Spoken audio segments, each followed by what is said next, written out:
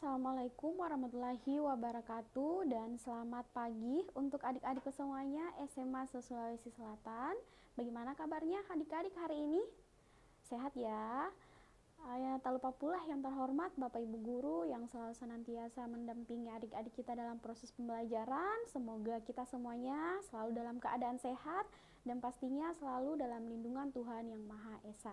Oke, hari ini kembali lagi ya bersama dengan Kak Mufliha Samsir, tentunya masih dalam program Smart School, Generasi Smart Berkarakter Cerdas.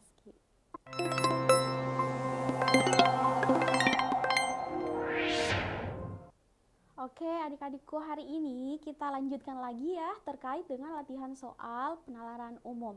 Nah, untuk mengefisiensikan waktu, langsung saja ya kita masuk di contoh soal yang nomor 1. Nah, boleh kalian lihat masing-masing di slide-nya.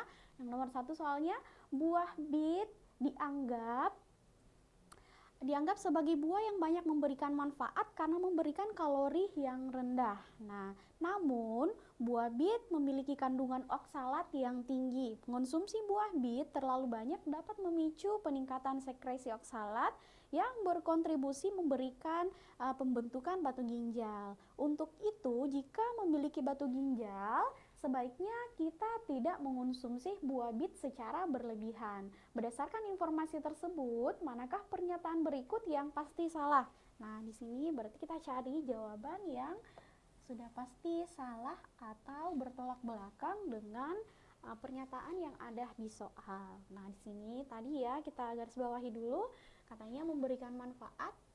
Jadi si buah bit ini memberikan manfaat karena memiliki kalori yang rendah. Nah, namun buah bit memiliki kandungan oksalat yang tinggi. Nah, ingat, buah yang memiliki kandungan oksalat yang tinggi itu tidak bisa terlalu banyak dikonsumsi karena akan meningkatkan apa? Meningkatkan sekresi. Sekresi ini kalau di biologi ya adalah proses pencernaan. Nah, nanti karena meningkatkan sekresi oksalat, pembentukan dapat mengakibatkan pembentukan batu ginjal. Untuk itu, jika memiliki batu ginjal, sebaiknya kita tidak mengkonsumsi buah bit secara berlebihan. Nah, langsung kita masuk di opsi A. Buah bit banyak dikonsumsi karena memiliki kalori yang rendah. Nah, ini yang A ini adalah opsi yang setuju atau benar dari pernyataan yang ada di soal. Ingat tadi yang kita cari adalah yang pasti salah. Yang kedua, kandungan oksalat pada buah bit menyebabkan batu ginjal. Apakah betul si buah bit ini dapat menyebabkan batu ginjal? Nah, di pernyataannya udah ada ya. Dapat memicu peningkatan sekresi oksalat yang berkontribusi membentuk batu ginjal. Berarti yang B juga sudah pasti salah. Jawabannya bukan ya yang B. Yang C, konsumsi buah bit berlebihan dapat menyebabkan gangguan pencernaan. Nah, ingat tadi ini ada kata berlebihan. Di sini juga ada kata berlebihan, dapat memicu peningkatan sekresi oksalat. Jadi yang C juga sudah pasti bukan jawaban dari pasti salah. Yang D, konsumsi buah bit tidak dapat menyebabkan gangguan kesehatan. Nah, ingat tadi buah bit jika dikonsumsi berlebihan dapat apa? Dapat mengganggu kesehatan dan membentuk batu ginjal. Jadi jawaban yang sudah pasti benar adalah delta. Karena ingat tadi yang dicari adalah manakah pernyataan berikut yang sudah pasti salah. Oke ya. Sejauh ini aman ya. Langsung kita masuk di soal nomor 2. Nah, nomor 2 ini, siswa yang pandai dalam matematika lebih mudah belajar bahasa Indonesia.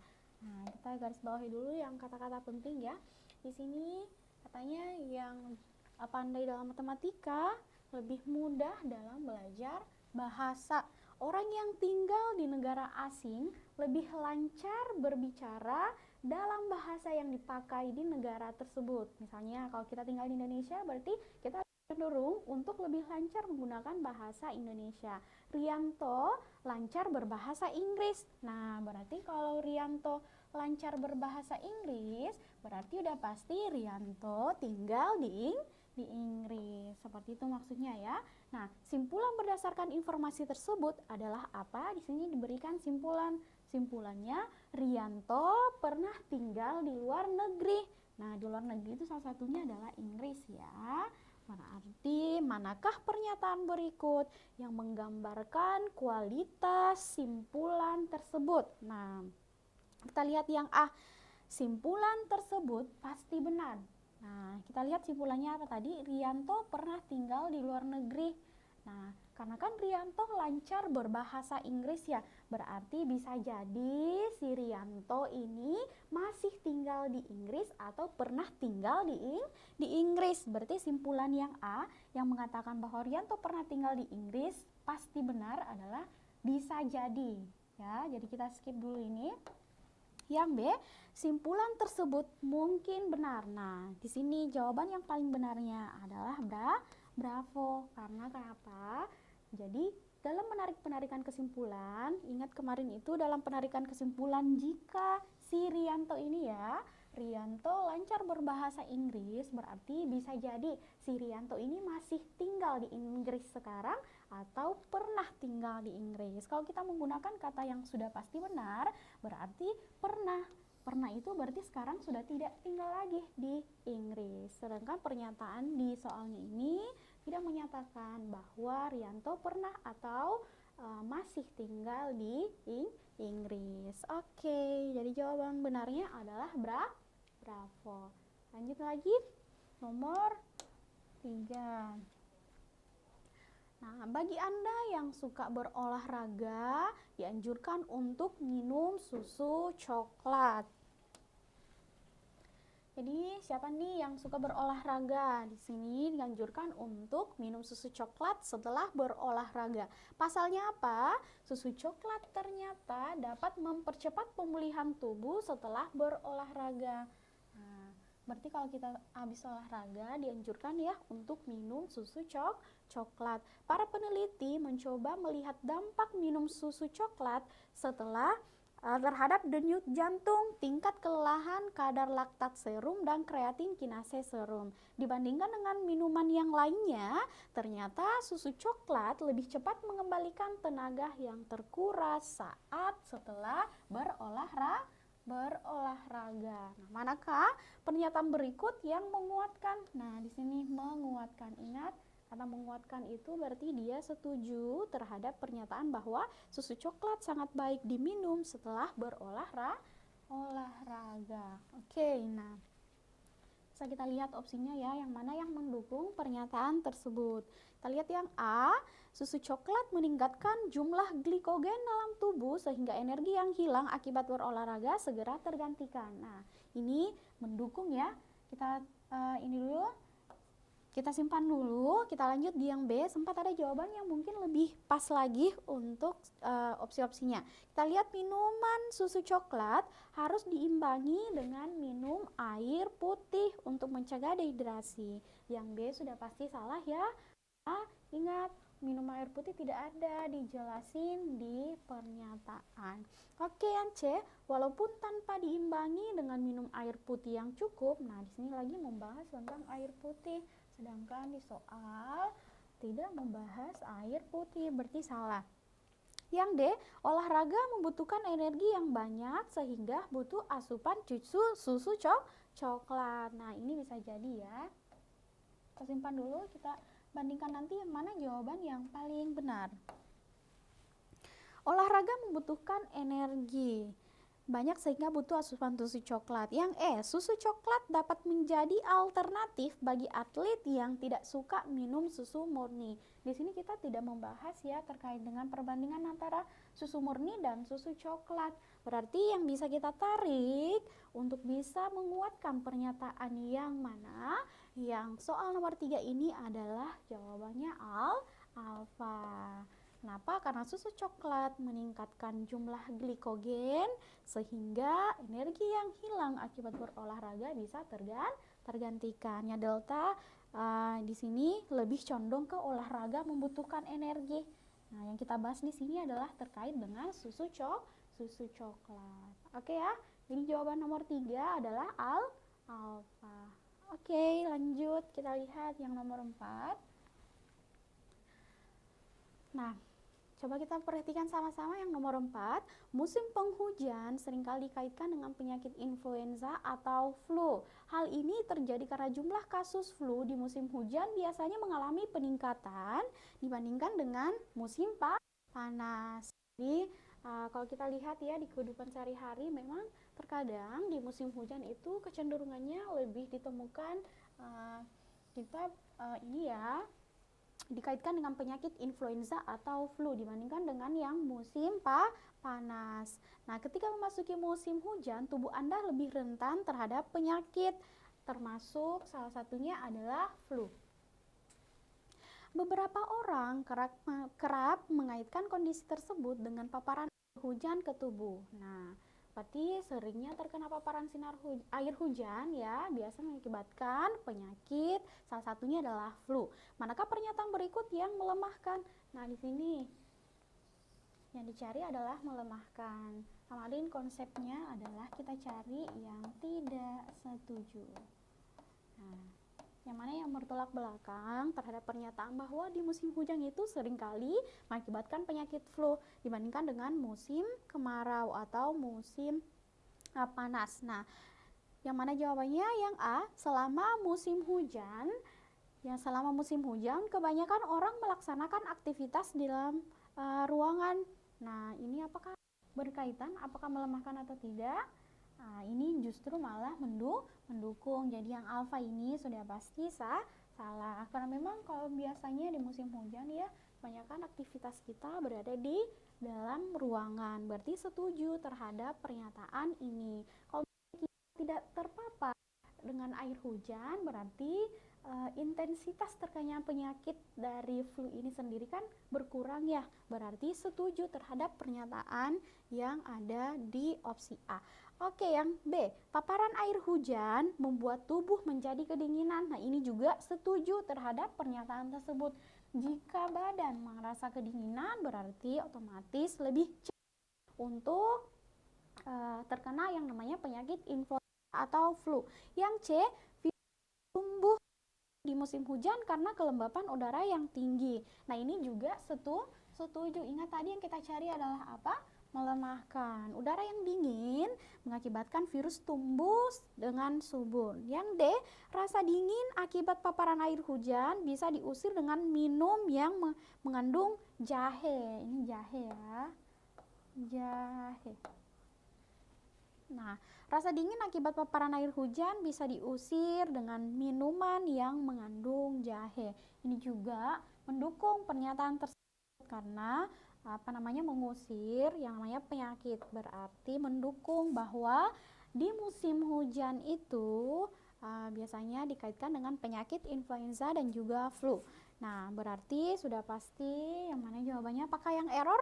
Selama musim hujan, anak-anak gembira ketika bermain di luar rumah. Nah, yang ini yang error. Jawabannya adalah karena ingat anak-anak ketika gembira bermain di luar di luar rumah, berarti intensitas paparan air hujan itu akan lebih sering terkena ke dalam tubuh anak-anak, sehingga anak-anak lebih mudah yang namanya terserang penyakit. Oke, jawabannya adalah ini melemahkan ya. Oke, lanjut kita lihat untuk soal yang nomor 5. Nah, di sini kita adalah masih ingat terkait dengan soal apa sih soal nomor 5 ini? Pola bilangan ya. Nah, kita lihat, ingat ada beberapa pola bilangan dalam mengerjakan soal seperti ini. Harus melihat terlebih dahulu angkanya. Kita lihat dulu secara keseluruhan dari angka tersebut. Angka 8 menuju ke 16, menuju ke 12, menuju ke 66, menuju 3, 2, dan 300. Angkanya ini konsisten angkanya ke atas atau nilainya semakin besar.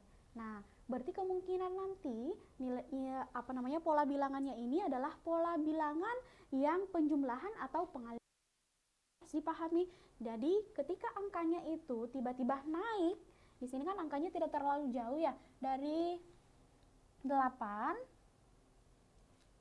Kalau kita lihat dari 8 menuju lagi ke 16 tidak terlalu jauh, 16 ke 22 juga tidak terlalu jauh, berarti angkanya ini adalah angka langkah 1. Bisa jadi ya, bisa juga pengalian. Coba kita lihat dulu.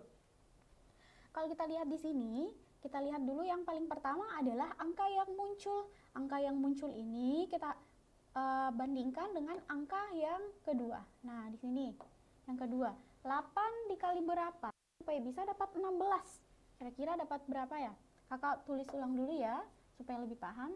8, 16, 22, 66, 73, 292, dan 300. Nah, di sini dulu.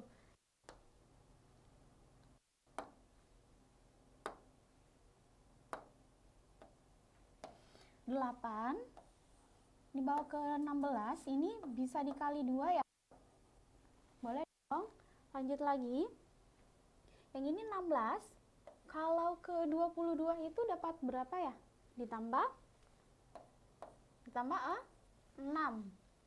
Lanjut, 22 ke 66 dikali berapa? Dikali 3. 66 ke 73. Berarti ditambah tuh 7. Nah, 73 ke ke 292 dikali 4. Berarti ini ditambah berapa? Ditambah adalah 8. Berarti pola bilangannya sudah kita dapat. Ini adalah pola bilangan setelah perkalian, penjumlahan, setelah penjumlahan diurutan lagi perkalian. Tapi ingat, yang ditanyakan di sini adalah angka di depannya. Berarti angka di depannya ini adalah ditambah 5. Ingat, berapa titik-titik ditambah 5 supaya dia dapatnya angka 8? Berarti jawabannya adalah 3. Oke, jawabannya adalah berapa? Oke ya. Sejauh ini paham ya? Langsung kita masuk ke soal yang nomor 6.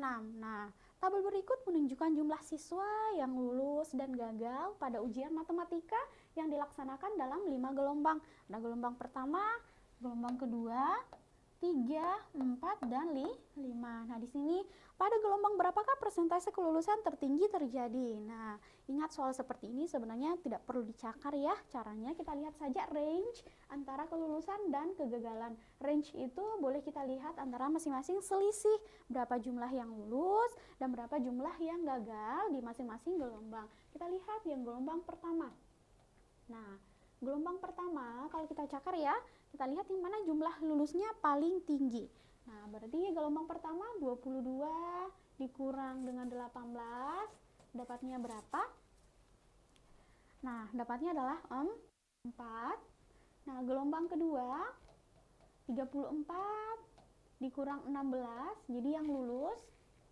Caranya ini ya, yang lulus dikurang dengan yang gagal. Dikali dengan 100% biasanya ya. Tapi cara cepatnya langsung kalian saja lihat berapa jumlah persentase yang lulus. Yang paling besar kelulusannya itulah yang menunjukkan persentase kelulusan tertinggi yang terjadi di gelombang tersebut. Nah, di sini adalah berapa ini? 34 dikurang 14 adalah 12 ya. Nah, lanjut lagi. Kita lihat ini 16 ya. 14 ya. 3, 18 dikurang 12, ini dapat 6. Terus yang keempat di sini 28 dikurang dengan 32, ini otomatis minus, sudah pasti salah. Yang kelima 32 dikurang 18 dapat 12. Nah, berarti sudah pasti yang mana yang memiliki tingkat kelulusan paling tinggi. Nah, secara range-nya sudah pasti dilihat ya. Kalau tanpa ini untuk perkaliannya ya, untuk menentukan masing-masingnya. Tetapi dalam soal UTBK, itu sendiri, yang dilihat itu adalah langsung range-nya saja ya. Yang mana yang paling tinggi, sisa kita bandingkan, sudah pasti jawabannya adalah gelombang kedua. Itu ya. Oke, langsung kita lihat yang nomor 7. Nah, soal yang nomor 7.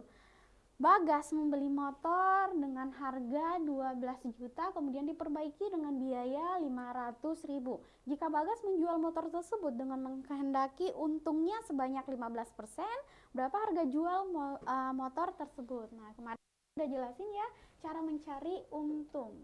Untung persen untung ya.